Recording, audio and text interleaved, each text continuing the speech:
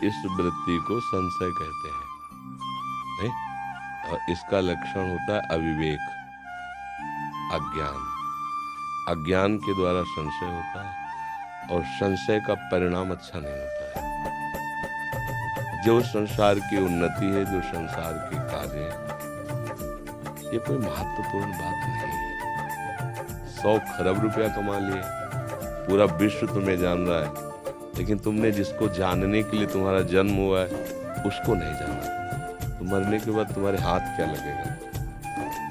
भाई एक शरीर की सीमा है इसके रहने की, 60 वर्ष, 70 वर्ष, 80 वर्ष, 100 वर्ष, 1000 2000 तो है नहीं। इसके बाद आपके पास रहेगा क्या? आपके विचार, आपके किए हुए सत असत कर्म, बस। जिस विचार से आपने सत असत कर्म किए वही संस्कार आपको अगली योनि दे देगा। आपका आज का पढ़ा लिखा, आज का पद, आज का व्यवहार, आज का यश, आज की संपत्ति आपके किसी काम नहीं आएगी। विचार पूर्वक समझ रहे ना? तो हमको थोड़ा विचार करना चाहिए कि जीवन का लाभ क्या है। अभी मतलब उस लाभ की तरफ हम देख नहीं पाए। जीवन का लाभ क्या है? सत्य क्या है? विश्राम कहाँ है? शांति किसे कहते हैं?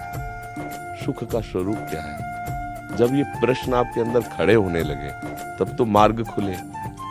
अभी तो इन प्रश्नों का प्रादुर्भाव ही नहीं हुआ है। जिसे मुमुक्षुता कहते हैं, वहां तक पहुंचने के लिए मुमुक्षुता अनिवार्य है। मैं जानना चाहता हूं ये सब है क्या? कब तक? एक सामने केवल मानी संख्या मृत्यु, सब आपको शून्य नजर आएगा, सब शून्य। अभी आपकी मृत्यु हो जाए क्या पता, 100 वर्ष बाद हो क्या पता, उसके बाद क्या होगा? हमें अपने देश लौटना है। विदेश में हम कार्यरत हैं, लेकिन सरकारी आदमी होकर के हम अपने देश के हैं, अपने सरकार के हैं। तो आपको जितनी सुविधाएं मिली उनका भोग कीजिए। परिणाम में आपको सरकारी सुविधाएं और मिलेंगी और सरकार आपको पदोन्नति देगी। ऐसा होता है ना, जब आप सरकारी आदमी बन के जाओगे, आप अपने पर्सनल से जाओगे तो हानि लाभ आपको भोगना पड़ेगा, और वहां से मकान तो उठा के लाओगे नहीं। ऐसे ही कुछ थोड़ा सा भावना बनाइए कि हम श्री भगवान के हैं, श्री कृष्ण के हैं। पूरा विश्व श्री कृष्ण का है। मुझे श्री कृष्ण की सेवा मिली है। अलग अलग सेवाओं के स्वरूप है।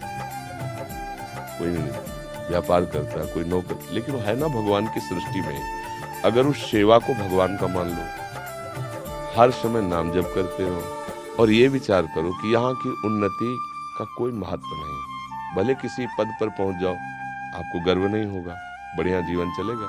यहाँ की संपत्ति का कोई महत्व नहीं है। संपत्ति सांसारिक भोग सामग्री देती है। भोग सामग्री इंद्रियों से भोगा जाता है। इंद्रियों से भोगा हुआ हर विषय मिथ्या है, स्वाप्निक है, उसका कोई महत्व नहीं। क्योंकि ज्ञान नहीं, इसलिए वो बात समझ में नहीं आती। अब हमारा जीवन सही मार्ग पे आ जाएगा, कोई संशय नहीं रहेगा। हर क्रिया भगवान को समर्पित करो। पूरी सृष्टि श्री भगवान की है और मैं उनका एक सेवक हूँ।